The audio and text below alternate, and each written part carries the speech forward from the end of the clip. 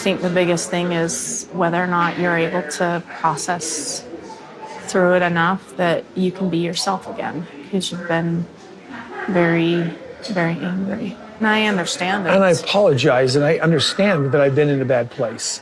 Yeah. I'm sorry to you. I'm sorry to them. Plural marriage is hard. I thought from my myopic perspective, it was just hard on me. But I failed to recognize what a struggle.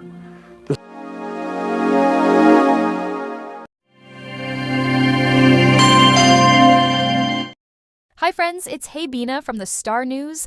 Welcome back to my channel. It's Friday, May 2nd, 2025. On the most recent episode of Sister Wives, Kody Brown sat down with Robyn and they talked about, his relationship with his kids and how they were improving. And recently on a Patreon, McKeely and Tony talked about this episode because they just watched it and they stated that while Kody's relationship at that point in time was getting better, they said that it's kind of regressed since they've left the state of Utah and now live in North Carolina. Because a lot of Kody's contact with the other family members went through McKeely and Tony, and when they removed themselves from having to be intermediators between not only Christine and Kody, but their siblings Kody kind of gave up part of it, and then once Garrison passed away, relationships with Kody dissolved and got worse. So on the one hand, Kody has saying, oh, everything is better. But then on the other hand, McKelty says in real time, things really haven't gotten better. And the only way it will get better is if my dad actually takes accountability for what he has said and done on the show and the really nasty things that he's said about his kids, and it would Bethan, and only then that he would have a possibility of restoring his relationships with his children that he is alienated from. But his alienation is his own doing. It has nothing to do with the other women. It's his abusive or rhetoric that he has used, the things that he has said about the kids, and the way that he has portrayed them that they take issue with, and the nasty things he's said about not only them, but their moms. I hate it when my dad lumps all of his kids into one group and says, all of my kids, blank. All of my kids, my kids, all whatever. I hate it. I wish that he would distinguish between us all, but I think he does it to protect us, even though he says really awful stuff sometimes. He doesn't want to, be singular and calling any of one of us out. So I think that's one of the reasons why he does that, But I do hope that, through his healing, his acknowledgement that he was in a bad place, he really, really, really, really hardcore works on having a better, stronger relationship with all of his kids. I think a lot of that will come from, he has to acknowledge and he has to validate. I said these bad things. They were wrong. I am sorry. I take responsibility and accountability. I love you. Let's continue to progress together, but no more. You can't shove it under, you can't, make peace and be happy, none of that. He has to, implode all the relationships, dig deep, go through everything, and then work to, build up. You got to take it all down to build up stronger again, So Kody in real time's relationships with his kids has not improved, and it's gotten almost worse since Garrison's passing. So on that note, Kody is apparently waving his red-white flag and realizing that he has no case when it comes to his daughter. Truly, because yesterday in Utah court, Kody Brown and Christine entered into a settlement agreement for child support. And for compliance with child support, and details of the settlement are not currently public, and we don't know what the plans are for moving forward here, but something changed between September and now, where Kody is no longer fighting Christine. When Christine filed her case against Kody back in September, she filed for parenting time, child custody, and child support, and paternity Kody then filed a countersuit against her, which everyone was like, why would Kody actually file a countersuit? He has no relationship with his daughter truly, and it just seemed petty and mean-spirited, and a lot of use, including me, were like, well, he's probably doing this because my opinion was that he doesn't want to pay child support. That was my opinion. So yesterday, they filed a settlement agreement, and then Kody completed a child support worksheet and statement of compliance. So what this form is, it includes that Christine and Kody both had to submit to the court pay-ups from employers, or 1099, however, they're getting paid both of them, Christine.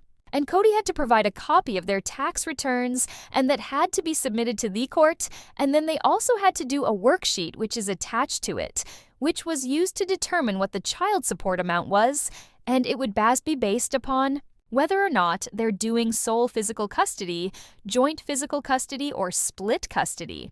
And then the child support is based on uniform support guidelines, and they're basically stating that it's in compliance with the child support guidelines of the state. So they're using the guidelines of the worksheet that the state has for how much he will pay. As I previously stated, I believe the fact that Truly is 15 years old now, and the fact that she turned 15 in April is a huge factor in this case, because Truly gets to decide where she wants to live. And Kody can fight all day, every day, and say that he wants to see her more, but he has to be able to prove that he's actually having and established a relationship with her and knows her.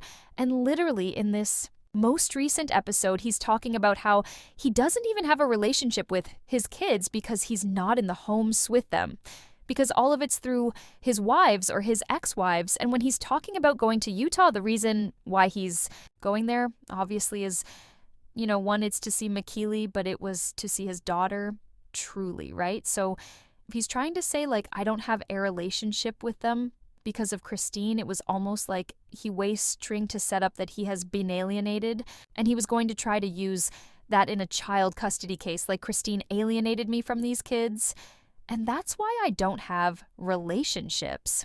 Well, the funny thing about child custody and these types of cases is that once a kid gets to a certain age, they get to tell a judge what they want and what they think and where they want to live. And I don't think the writing on the wall would have been in Kody's favor, because had this gone to trial, all of this would have been very messy for him. There would have been all of the dirty laundry coming out about how much of a non-factor he has been in the life of his daughter, Truly, how she almost died under his care, how he didn't pay for her insurance after she was in the hospital and almost died, how he basically abandoned Christine after she had that child, and Kody never established a good relationship with his daughter. Truly has, for all intents and purposes, been incredibly attached to not only Christine, but her older sisters, both Aspen. And Mykelti played a really big role in helping Christine with Truly when she was younger.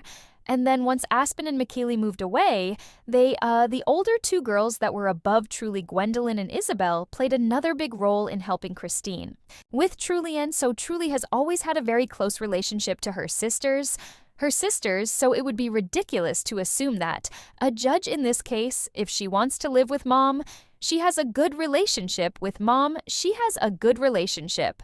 With her stepdad, she has family. That's all in Utah she's got. Isabel, she has Aspen, who's honestly just announced her pregnancy. So Aspen and Mitch are expecting their first child. Aspen was on a local Fox network talking about Mother's Day, and she was being interviewed by a local journalist, and she was showing them what Kendra Scott can offer for mothers. But she said that she was pregnant, expecting her first. So it would be it's like almost her first Mother's Day. She looked like she was pretty far along, probably 6-7 months. So congratulations to me, Mitch, and Aspen, but the familial connections here would be hard for Kody to overcome. And then coincidentally, in the same Patreon, McKeely and Tony talked about the fact that Kody rarely goes to Utah soap. Apparently the way that Tony described it was that Robyn puts a lot of pressure on Kody and guilts him when he travels. And so when he travels, he can only spend a certain amount of time, and the heck called it, the cost of going. So Robyn places these, guilts him and makes him feel bad and makes him feel like he almost will get punished if he does this too often, and because she would be then at home with her kids. But this is what you signed up for, Robyn, when you married a man that had children with other women, whatever, that's a story for another day. But the way that they made it seem was that Kody really doesn't see Truly that much. maybe a couple times a year, and it was almost always facilitated through someone else, so he relied on his other children to try to intermediate so that he could see Truly, and that the relationship he has with Truly isn't super close. And then they asked them, Ariella got this, vanity, and it was this big gift that she got for the Valentine's Day, and they asked them, did Truly get anything like that? And they said, no, Truly didn't get anything like that, nothing. They don't even know if Truly got phone call or even a card. And McKeely also said that this idea that they did big gifts for Valentine's Day is a lie. She said that once they finally got money, he got his daughter's boxes of chocolates, and they described this gift of getting her a vanity for her makeup as an over-the-top gift that he never would have done before. And other issues that they discussed with relation to Kody was, when Kody started bragging about the amount of money that he pays for a coyote pass versus everything else. McKeely made the comment, well, you also didn't pay for any of your kids you relied on all of your lives to pay for them, so Kody can talk all day about the money he spends, but he wasn't paying for his kids. And that is an expense that needs to be taken into consideration. He's responsible to take care of children under the law. Up until yesterday, Kody has never been held accountable ever in a court, having to be held to the standards of child support. So I don't know what the total amount he will pay per month is, but under Utah law, it says that parents have a legal duty to support their minor children unless a minor is emancipated child support. Continues until the child is 18 or has completed high school. Whichever is later child is support for the use and benefit of the child. And in some cases, the court may order child support to continue after 18 for a disabled child who remains dependent. And once it's put in place by the court, it says all parties must obey court orders, custodial pay. Parents may not withhold parent time, even if the child support is not being paid. A parent may not withhold child support, even if parent time is being denied. If a party does not obey a court order, the other party may file a motion asking the court to enforce the order. The enforcement order can include a judgment for money owed, and the court may also find a party in contempt of court and order the party to pay a fine or serve jail time. So once this is placed and put into an order, Kody has a monthly payment that he has to pay. And if he doesn't stay in compliance with that, Christine file an order with the court to enforce that he pays. If he agrees to whatever parenting time and agrees to having her at certain times, or if she wants to go visit or whatever it is, Christine can't withhold Truly. And I don't believe she ever would, but Kody has to comply. And if he doesn't comply, he can get in trouble, and parents can be jailed in Utah if they don't pay child support. And because it's all going to be designated through the court and through the court system, Christine also has the ability to go through Utah's recovery services to enforce and get money from him. And under the law in the state of Utah, you can be charged with what's called criminal non-support. And it can actually become a felony. And that is if the arreage exceeds 10, 0, or if the obligation is unpaid for longer than 2 years. So if he gets to a balance of over $10,000, he can actually be charged with felony non-sup support. It's under Utah Code Section 76-7201. I'm sure that this entire process has been aggravating and unnerving for Christine, because not only has she been forced to pay for and support her children without any help from him, but also the stress and the toll it takes on Truly to have this very tense relationship with a father that, for all intents and purposes, is a deadbeat dad, right? I mean, he just wasn't there for her. So what I like about this for Christine is that there's now a mechanism in place that she can use in order to enforce that he pays. And that mechanism to enforce is the possibility and the real threat of Kody going to jail if he doesn't pay. And what I also like about this is, even though this can be very difficult for parents, and some moms and dads that go through this will go through the court system for years and have to fight to get paid, and then their SP, their exartner, or the biological parent that doesn't have child custody never pays. I mean, and that's horrible. But there's at least now this mechanism in place this threat that will make Kody have to comply. And Kody doesn't just get to decide whether or not he wants to contribute the way that he's been able to decide he was going to contribute or not, based on how his relationship was with his child and his wife. So what Kody did often was he would punish the wife that wasn't being obedient to him or that he didn't have a good relationship with. And so he would punish her by not being there for her kids, and then he would justify his lack of a relationship with the kids because of the wife not being a good, obedient wife, and blame the wife for his lack of being a father. This is what he did for years with Christine. He blamed her for the fact that he had no relationship with his kids. It's his responsibility as a father to be a father. She can't make him do that.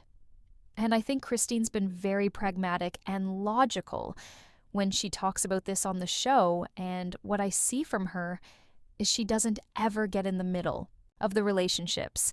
And she always says she wants him to have a good relationship with his kids, but she can't make him do that. He has to do that himself. So now she's making him have to agree to a settlement, right? The state of Utah will make him pay child support. Truly will be 18 in 3 years. So at least for the next 3 years, he is on the hook. We have no idea what kind of arrearage he might be getting. Like for if she's going to get money from the last 4 years, we also don't know what their settlement agreement is. But under Utah law, a settlement agreement is a legally binding contract that outlines the terms of the agreement between the parents regarding the child's custody, parent time, and child support.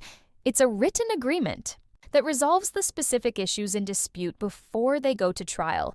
It's legally binding, meaning it's enforceable by the courts. If either party violates, it's comprehensive, and it'll detail all the major issues related to that child the court and the judge have to sign off on this to make it approved. And once approved, oftentimes these settlements will become public. So we might see that down the line. I don't know if we will. But once it's approved, the judge will make this enforceable. And that's when he really does not get a way out. And this being done this way, I think a lot of it has to do with the fact that Truly has a bigger say in this than she would have if she were younger. And I think she probably made it pretty well clear that she wants to stay with her mom. And I think it's good for Truly to be with her mom and be with her stepdad. And on the one hand, I'm glad that he's being held accountable for this. And I'm glad he's not being a jerk, but he has been a jerk for all these other years. So it kind of feels like a little bit too late. I also feel like the timing of this makes me feel a little bit suspect, because the next episode coming is that Garrison passes away, and I feel like Kody's trying to get ahead of all of this damage control and the narrative, because everything falls apart in the family once he died, and his relationships have suffered greatly. And he doesn't have contact with many of his kids anymore. So it's always just like too little too late. But he finally has the threat of jail if he doesn't pay. And that's not a threat he's ever had under any sort of law, ever. So go, I hope you got everything. So what are your thoughts about this? Are you surprised that he came to an agreement? Are you happy for Christine? Tell me in the comments below. Make sure to give this video a thumbs up. Make sure to subscribe to my channel if you haven't subscribed. And click the bell so you never miss a video. Thanks so much for watching. Bye, guys.